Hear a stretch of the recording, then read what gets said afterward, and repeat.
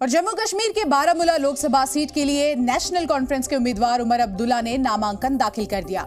इस सीट पर 20 मई को मतदान होने हैं और 20 साल बाद चुनाव लड़ने जा रहे उमर अब्दुल्ला से बातचीत की हमारे संवाददाता सैयद खालिद हुसैन ने। उमर साहब, सबसे पहले जानना चाहूंगा, आपने तकरीर में भी कहा कि इतना बड़ा शो आपने नहीं देखा, कैसा लग रहा है आपको नामांकन पत्र?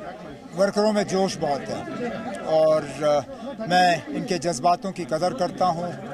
मैं बहुत शुक्रगुजार हूँ इन तमाम साथियों का जिन्होंने आज का प्रोग्राम जो है इतना कामयाब किया और उम्मीद करता हूँ कि मैं इनकी उम्मीदों के बराबर जो है काम कर सकूँ। उमर साहब, हमने देखा लगातार प्रधानमंत्री ने पहले फेज के बाद जो कैंपेन उनकी है, सबसे मुद्दा था मुस्लिम आरक्षण का। उन्होंने कहा कि ओबीसी के तहत उनको मुस्लिम आरक्षण दिया जा रहा है, कांग्रेस उनको दे रहा है ना। बीजेपी को शायद पहले दो फेज़ों में थोड़ी बहुत कमज़ोरी नज़र आ रही है, इसलिए अब माइनॉरिटी बैशिंग और ख़ासकर मुसलमानों को जो है निशाना बनाना, ये अब बीजेपी की जो है मेन जो है कैंपेन का जो है मौक़ूफ़ बना हुआ है। अफसोस की बात है क्योंकि यही लोग फिर जब हुकूमत करते हैं तो कहते हैं हम 140 करोड़ हिंदुस्तानियों की नुमाइंदगी कर रहे हैं, लेकिन इलेक्शन में ये भूल जाते हैं कि इस 140 करोड़ में 14% वो लोग हैं जिनको इलेक्शन में फिर टारगेट किया जाता है। नहीं होना चाहिए। एक बार फिर से निशाना बनाते हुए राहुल गांधी को प्रधानमंत्री ने कहा उनको बैक जो है पाकिस्तान कर रहा है, वो चाहती है कि वो यहाँ पे देश का प्रधानमंत्री बने।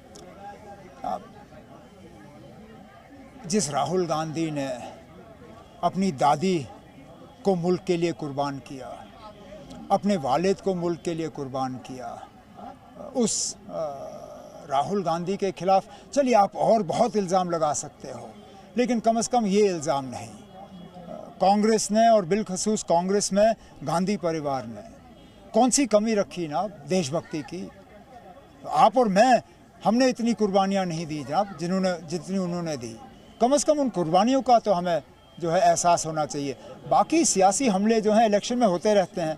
राहुल गांधी मोदी साहब को निशाना बनाते हैं, मोदी साहब राहुल गांधी को निशाना बनाते हैं, लेकिन ये पाकिस्तान का इस्तेमाल करना ये कोई ठीक बात नहीं है। आपने यहाँ पे दोहराया 370-35 से, लेकिन गृह मंत्री का कहना है कि जब तक हम हैं तब तक 370 या 35 से या सीए की भी उन्होंने बात की कि वो तब तक बहाल नहीं हो सकती। वही तो उन्होंने कहा ना, जब तक हम हैं, हमेशा तो नहीं होंगे ना, कभी ना कभी तो हुकूमत बदलेगी और जिस तरह उनका प्रचार चल रहा है शायद इसी बार कहीं बदलाव ना आ जाए। तो कोई नहीं ना, हम इंतज़ार करेंगे उस दिन का। तो उमर अब्दुल्ला को आपने सुना और साफ तौर पर वो कह रहे हैं कि इस बार की लड़ाई आर पार की है।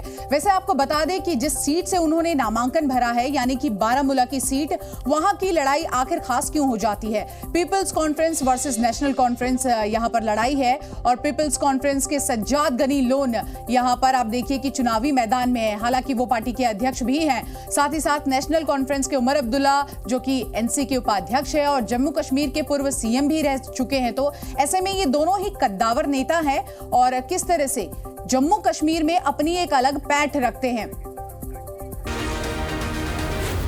जी न्यूज़।